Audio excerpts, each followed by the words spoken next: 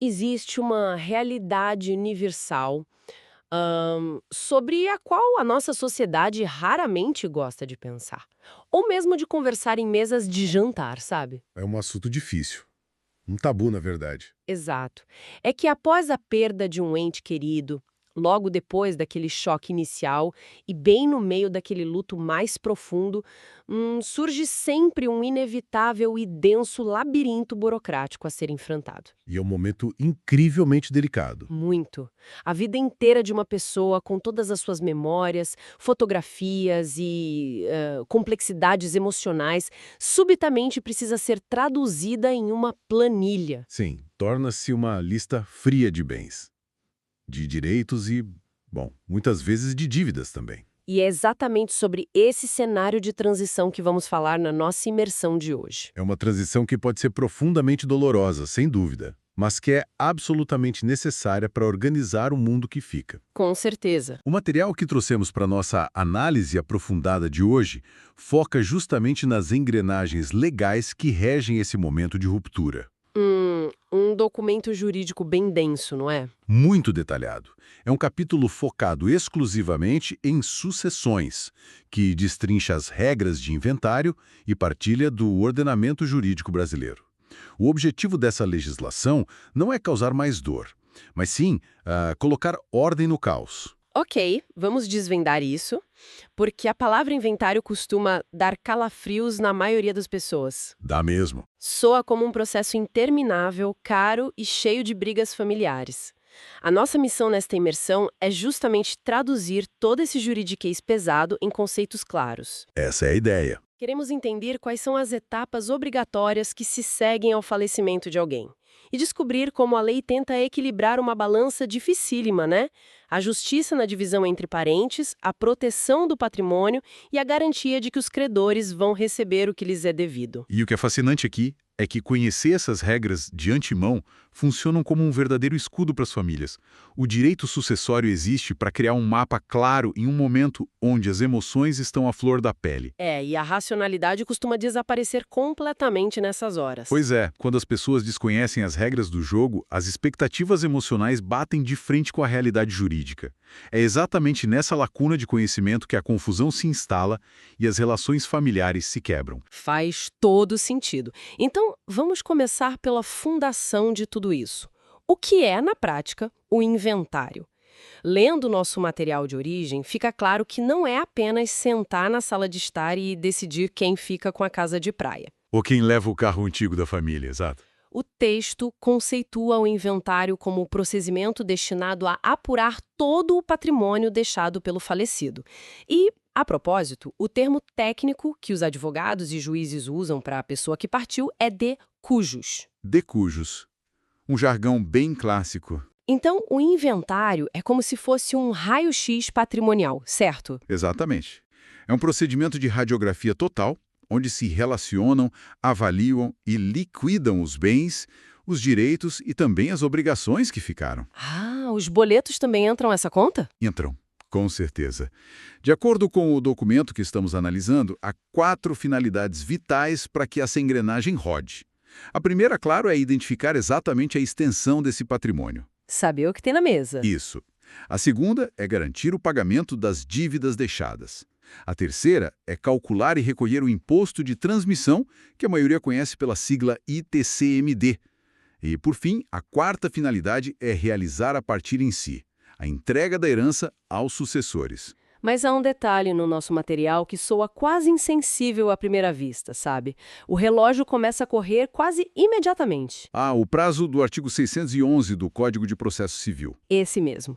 A lei estipula que o processo de inventário e de partilha deve ser instaurado dentro de apenas 2 meses a contar da chamada abertura da sucessão, que é o jargão para o exato momento do falecimento.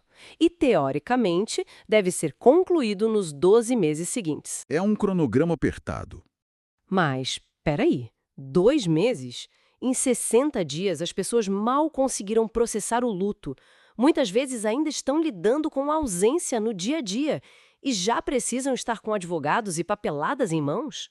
Soa frio, de fato. Mas se conectarmos isso ao cenário geral do funcionamento de um país, é uma demonstração clara de que a burocracia estatal e a economia não esperam o luto passar. A máquina não para. O Estado tem pressa. Há uma necessidade sistêmica de definir rapidamente de quem é a titularidade daquele patrimônio, recolher os impostos devidos para os cofres públicos e garantir que os bens não fiquem abandonados. Ou que credores não fiquem em um limbo indefinido. Exato. É a forma que a sociedade encontra para garantir que a economia continue girando. Os 2 meses passam voando, mas é o prazo legal para evitar multas pesadas sobre o imposto. É uma verdadeira corrida contra o tempo. E, ao dar a largada nessa corrida, o documento mostra que não existe apenas uma estrada a seguir. O ordenamento jurídico prevê 3 tipos diferentes de inventário. Correto. O primeiro e mais conhecido é o judicial. Como o nome diz, acontece nos tribunais perante um juiz. Pelo que entendi, ele é absolutamente obrigatório em 2 situações principais. Quando há herdeiros menores de idade ou incapazes e quando há litígio. Basicamente, se houver discordância, se a família estiver em guerra por causa dos bens, a via judicial é o único caminho para forçar uma resolução. O juiz, nesse cenário de conflito ou de proteção a menores, atua como um árbitro necessário. Ele garante que a lei seja cumprida à risca quando as partes não conseguem dialogar. Mas, se o cenário for pacífico, o texto nos apresenta o segundo caminho. Que é um alívio imenso, o inventário extrajudicial. Esse é realizado por escritura pública diretamente no cartório de notas. É infinitamente mais rápido. Porém, as regras são extremamente estritas. Todos os herdeiros precisam ser maiores e capazes, devem estar em total acordo sobre a divisão, precisam estar assistidos por um advogado ou defensor público. E tem mais um detalhe muito específico que me chamou a atenção na leitura. Sim, um requisito peculiar do texto que estamos usando como base. Precisa haver um testamento válido para seguir por essa via de forma extrajudicial. Essa exigência do testamento válido é um ponto bem marcante no material mesmo, e aqui é que fica realmente interessante, porque o terceiro tipo é algo que soa completamente paradoxal, o inventário negativo. Ah, o inventário negativo. Muitas pessoas não entendem a função dele. Trata-se de uma declaração oficial perante a justiça ou cartório de que o falecido não deixou bens, direitos ou sequer obrigações. Não deixou absolutamente nada. Zero patrimônio. Mas me permita fazer o papel de advogada do diabo aqui. Por que alguém gastaria dinheiro com advogado, taxas e documentação simplesmente para provar oficialmente que não existe nada para ser dividido? Não é apenas criar burocracia pelo puro prazer da burocracia. Essa é uma dúvida muito comum, mas o inventário negativo é uma ferramenta fantástica de segurança jurídica. Imaginemos o seguinte cenário prático. O falecido era sócio de uma pequena empresa que precisa ser formalmente encerrada. A junta comercial vai pedir documentos, imagino. Vai exigir um documento dos herdeiros para dar baixa nessa empresa. Como provar quem responde por aquele CPF que não deixou bens? Ou, mais importante ainda, imaginemos que o falecido deixou dívidas, mas nenhum patrimônio. Os credores podem começar a cobrar a família. Exatamente. O inventário negativo é o escudo oficial contra isso. Ele diz aos credores e ao mercado, olha, fizemos o levantamento legal e o patrimônio é zero. Ele encerra os vínculos jurídicos pendentes e blinda quem ficou. Ah, então funciona como uma espécie de vacina contra dores de cabeça futuras. Faz total sentido. É uma proteção pura. Agora, não importa se o caminho é no tribunal ou no cartório, toda essa operação precisa de um gerente. O nosso material traz a figura central do inventariante. O texto o define como a pessoa encarregada de administrar o espólio. Ele representa a herança ativamente e passivamente. Cuida da manutenção dos bens e tem o dever rigoroso de prestar contas. Não é um título honorífico para enfeitar, né? É quase como ser o CEO temporário de uma empresa em liquidação. E é um trabalho árduo. É importante frisar que não é qualquer pessoa que pode simplesmente levantar a mão e assumir esse cargo. A legislação estabelece uma hierarquia. Uma ordem rigorosa que o juiz deve obedecer na hora de nomear esse administrador, certo pelo artigo 617 do CPC. Isso. A preferência começa com o cônjuge ou o companheiro sobrevivente. Se não for possível, o cargo passa para o herdeiro que já se acha na posse e administração prática dos bens. Depois, para qualquer outro herdeiro. E se ninguém da família quiser assumir a bronca? Passa até pelo testamenteiro. E, em último caso, se a família for completamente disfuncional ou ninguém quiser assumir o fardo, o juiz pode nomear uma pessoa estranha à família, desde que idônea, para resolver a situação. Ok, vamos dar vida a isso. Imaginemos que uma família não teve escolha e entrou no inventário judicial. O nosso texto de apoio descreve as etapas desse procedimento de uma forma que parece um complexo jogo de tabuleiro burocrático. Um jogo longo. São 9 passos obrigatórios. Para quem nos ouve não se perder, vamos tentar visualizar esse tabuleiro. A casa número 1 é a abertura. É a petição inicial carregada de certidões de óbito e documentos básicos.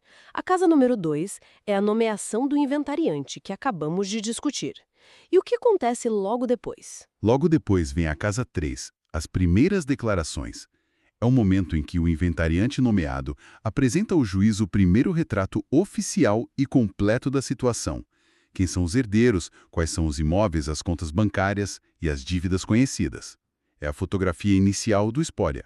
É colocar todas as cartas na mesa. E em seguida, avançamos para a casa 4. A citação dos herdeiros. O juiz manda intimar todos os interessados.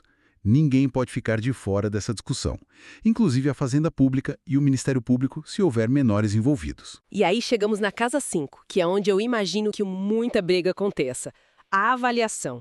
O juiz nomeia um perito para dar o valor real àqueles bens. Posso imaginar o atrito. O atrito é quase inevitável. A família jura que a casa de infância vale R$ 1 milhão por causa de todo o valor sentimental e das reformas que o pai fez. E aí chega o perito do Estado e diz que, a preço de recado, vale 400 mil. Ou o inverso, um apartamento que os herdeiros acham que não vale nada e o perito avalia lá no alto. Esse choque de realidade na avaliação é muito comum e frequentemente atrasa o processo, porque as partes podem contestar os laudos. Mas superada essa fase, o processo avança para a casa 6, as últimas declarações. Onde o inventariante faz um ajuste fino, não é? Onde ele pode corrigir algum erro, incluir um bem que foi descoberto tardiamente ou confirmar que o retrato está perfeito. E isso nos leva diretamente à casa 7, que costuma ser o grande gargalo de qualquer inventário. O temido cálculo do imposto. A apuração do ITCMD. O problema enorme aqui é a armadilha da falta de liquidez, não é? A falta de dinheiro em espécie, esse é o pesadelo. Porque podemos imaginar uma família que herda imóveis valiosíssimos, fazendas, apartamentos de luxo, mas o falecido não tinha quase nada na conta corrente. A herança é rica em tijolos, mas pobre em dinheiro. Como a família paga a alíquota do imposto para o Estado? O processo simplesmente para. Exatamente. O Estado não transfere a propriedade sem o pagamento do imposto. Se não há dinheiro em conta, a família muitas vezes precisa pedir autorização ao juiz para vender um dos imóveis do próprio espólio apenas para conseguir pagar o imposto dos demais bens. É um momento de muita angústia ter que se desfazer de algo correndo. Mas, resolvido o imposto, chegamos à 8ª etapa, que é a partilha. O momento de dividir efetivamente o que sobrou. E, finalmente, o 9º passo, a sentença, quando o juiz bate o martelo, homologa a divisão e emite os documentos finais que permitem a transferência nos cartórios de imóveis e bancos. Ufa! É uma maratona exaustiva. E você mencionou a partilha, o passo 8. O nosso material dedica uma atenção especial a esse momento. É o clímax do processo. Antes da partilha, o texto diz que todo o patrimônio é uma comunhão hereditária. Para a nossa audiência, podemos pensar nisso como um bolo inteiro, que pertence a todos os herdeiros simultaneamente. Nenhum irmão pode apontar para o morango em cima da cobertura e dizer esta parte isaca é minha. Boa analogia. O bolo é de todos ao mesmo tempo. Mas, uma vez julgada a partilha, ocorre uma transição mágica no mundo jurídico. O bolo é fatiado. O direito que era abstrato torna-se propriedade exclusiva sobre bens determinados. O irmão A fica com a casa, a irmã B com o dinheiro no banco. Essa analogia do bolo ilustra perfeitamente a mudança de status jurídico descrita no artigo 2023. E a forma como esse bolo será cortado depende de algumas modalidades. Quais são os cortes possíveis? Existe a partilha amigável, quando todos têm a mesma visão e concordam com os cortes. A partilha judicial, quando o juiz precisa pegar a faca e decidir quem leva o quê, porque os herdeiros não se entendem ou porque há menores que precisam da proteção do Estado. E há uma modalidade preventiva fascinante, a partilha em vida. Sim, o artigo 2018 menciona isso. É a situação em que um ascendente decide dividir os seus bens enquanto ainda está vivo, através de doações. É uma forma fantástica de antecipar o processo e evitar o desgaste de um inventário futuro. E economiza um tempo precioso para quem fica. Mas ele não pode simplesmente doar tudo para o filho favorito e deixar os outros sem nada, certo? O documento cita que ele não pode prejudicar a legítima dos herdeiros necessários. Como podemos explicar esse conceito de legítima de forma simples? Pensemos na legítima como uma reserva VIP obrigatória e intocável no patrimônio de uma pessoa. A lei brasileira diz que, se alguém possui herdeiros necessários como filhos, netos, pais ou cônjuge, metade de tudo que essa pessoa possui, exatamente 50%, pertence obrigatoriamente a essa reserva VIP. Metade é engessada. A pessoa não pode doar essa metade para caridade, não pode deixar para um vizinho simpático e não pode sequer favorecer um dos filhos com essa parte. Os outros 50% são a chamada parte disponível, com a qual a pessoa pode fazer o que bem entender. A partilha em vida deve respeitar rigorosamente essa matemática. E por falar em matemática, o nosso texto lista 4 princípios básicos que guiam a partilha, seja ela no tribunal ou amigável.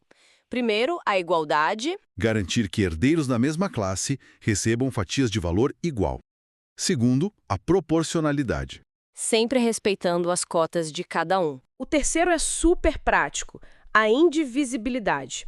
A lei tenta a todo custo evitar condomínios forçados.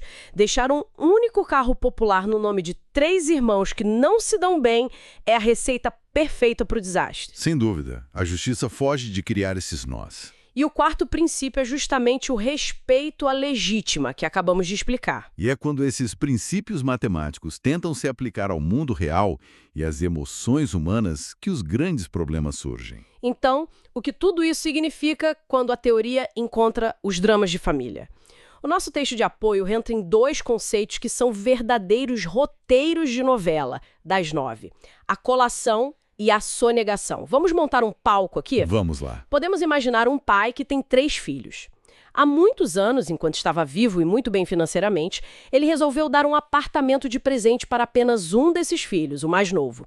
Os anos passam, o pai falece. Um cenário bem clássico. Na hora do inventário, esse filho mais novo fica em silêncio, achando que o apartamento foi um bônus da vida e que agora ele vai sentar à mesa e dividir os bens restantes do pai em 3 partes rigorosamente iguais com os irmãos. O que a lei acha dessa atitude? A lei discorda frontalmente dessa atitude e é aí que entra o Instituto da Colação. Lá no artigo 2002, o Código Civil obriga que herdeiros tragam à partilha os bens que receberam em vida por doação do falecido. O termo jurídico é conferir o valor dessas doações. Trazer de volta para o bolo. A ideia da colação é puramente nivelar a balança. Se o filho já recebeu um apartamento que vale, digamos, R$300 mil, ele precisa declarar isso no processo. Esse valor será contabilizado para garantir que os outros 2 irmãos recebam o equivalente antes que os bens restantes sejam divididos. É o mecanismo de defesa do princípio da igualdade. Mas, lendo com atenção, notei que há uma exceção. O texto fala no artigo 2005 sobre a dispensa de colação. Se o pai realmente quisesse dar aquele apartamento como um privilégio extra para o filho mais novo, sem que fosse descontado depois, ele poderia. Isso levanta uma questão importante sobre a liberdade patrimonial. Poderia sim, desde que deixasse isso documentalmente claro no exato momento da doação. Ele teria que escrever isso formalmente? Se o pai escreve no contrato de doação que aquele apartamento está saindo da sua parte disponível, aquela metade do patrimônio que ele é livre para gastar como quiser, o filho fica dispensado da colação. Ah, entendi. O apartamento, nesse caso específico e muito bem documentado, torna-se um bônus legítimo e não será descontado da sua fatia no inventário. O problema é que a maioria das pessoas faz essas doações informalmente, sem essa ressalva legal, o que gera brigas imensas no futuro. E o drama aumenta consideravelmente quando alguém decide não apenas ser informal, mas deliberadamente desonesto. O texto nos introduz ao conceito de sonegação. Isso não é um mero esquecimento. É a ocultação dolosa, intencional de bens da herança com o objetivo claro de fraudar os demais irmãos. É agir de má fé pura e simples. Imaginemos aquele irmão que vai sorrateiramente à garagem do pai falecido, coloca uma lona sobre um Mustang clássico de colecionador e não diz pra ninguém que o carro existe, na esperança de ficar com ele só pra si. Qual é o peso da mão da justiça quando esse teatro é descoberto? O peso é brutal. A punição do artigo 1992 para o sonegador é severíssima. O legislador não teve nenhuma paciência com a má-fé nesse processo. A consequência para o irmão que escondeu o Mustang não é apenas levar uma bronca do juiz e ter que devolver o carro para a lista de bens. O que acontece então? A lei diz que o herdeiro sonegador perde todo o direito que lhe cabia sobre aquele bem específico. Ou seja, se ele teria direito a 1/3 do valor do Mustang, essa cota desaparece. O carro será dividido apenas entre os irmãos honestos. Uau! Ele perde a parte dele por tentar ser esperto. É um jogo de altíssimo risco tentar esconder patrimônio em um processo que exige transparência absoluta, pois a penalidade atinge diretamente o bolso. Um lembrete fenomenal de que a honestidade, além de uma virtude, é também a estratégia mais barata. Mas vamos mudar um pouco o foco para outra grande sombra que paira sobre a palavra herança: as dívidas. O medo do passivo. Existe um terror absoluto na sociedade. As pessoas perdem os pais e, além da dor irreparável, ficam em pânico achando que vão receber uma montanha de boletos do banco, do cartão de crédito e que terão que vender a própria casa onde moram para pagar os credores do falecido.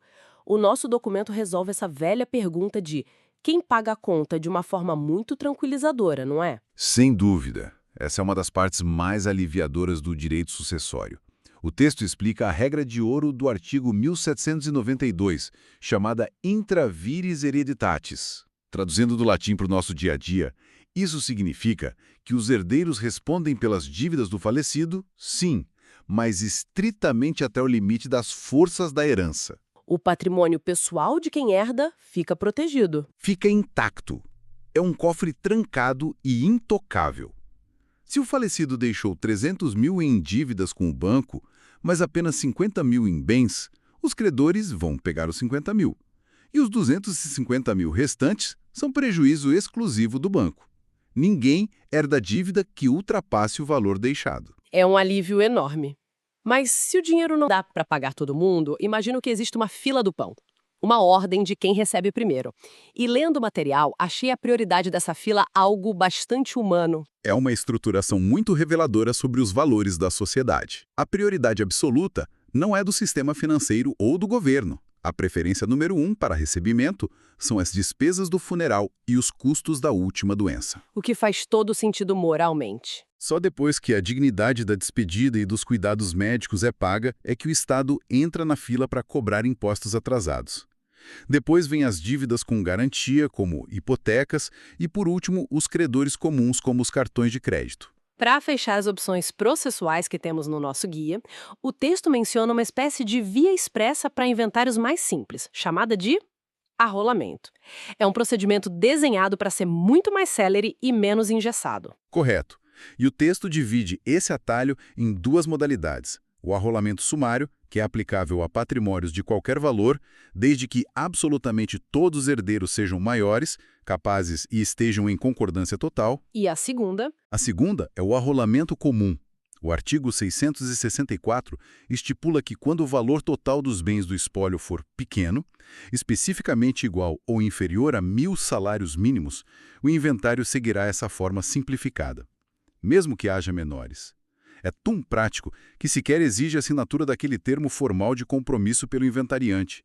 É a justiça tentando desburocratizar o que não precisa ser complexo. Que jornada impressionante nós fizemos ao longo deste material.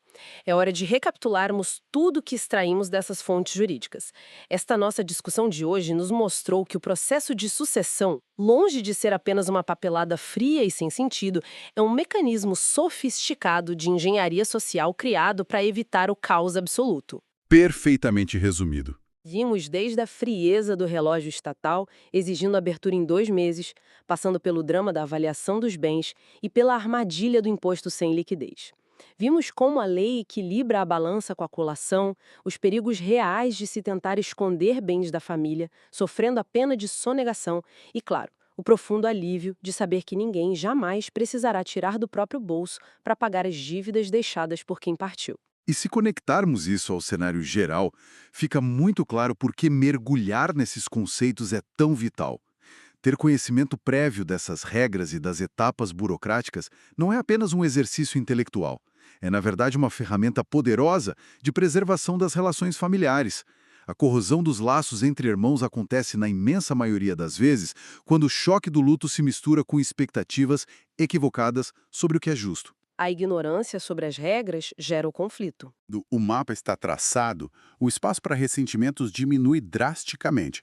A clareza da informação atua como um pacificador dentro dos lares. Falou tudo. Para encerrarmos a nossa imersão de hoje, gostaria de deixar uma provocação. Um pensamento que une as diferentes partes do nosso documento e vira o jogo de ponta cabeça. Nós debatemos a engenhosa partilha em vida, discutimos o peso da burocracia dos inventários, a falta de liquidez para impostos e até os sérios riscos de fraudes entre familiares. Sim, muitas armadilhas. Então, considerando todas essas barreiras dolorosas, não seria o ato máximo de amor e de organização de uma pessoa o esforço deliberado de resolver e distribuir absolutamente todo o seu patrimônio enquanto ainda tem saúde ou discernimento, garantindo de forma proposital e inteligente que ao fim de sua jornada o seu próprio inventário seja, pelas vias legais, um pacífico, perfeito e absoluto inventário negativo? É uma grande inversão da lógica comum. Fica essa reflexão profunda para quem nos ouve pensar a respeito. Muito obrigada pela companhia ao longo de mais esta discussão e até a nossa próxima análise aprofundada.